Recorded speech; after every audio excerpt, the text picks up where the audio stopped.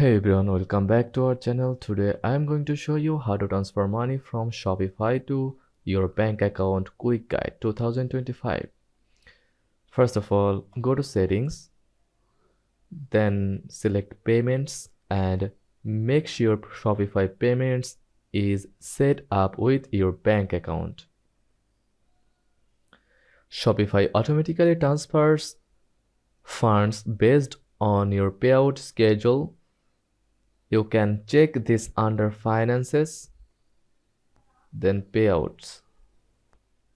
If you see a pending payout, it means Shopify is still processing the funds. Transfers typically take 1 to 3 business days. Some regions offer instant payouts for a small fee. If available, tap Instant Payout to get your money faster. Once Shopify sends the payment, check your bank account for the deposit. If delayed, contact your bank or Shopify support. And that's it. Your Shopify earnings are now in your bank. Need more e-commerce tips? Like and subscribe for more quick tutorials. Thanks for watching.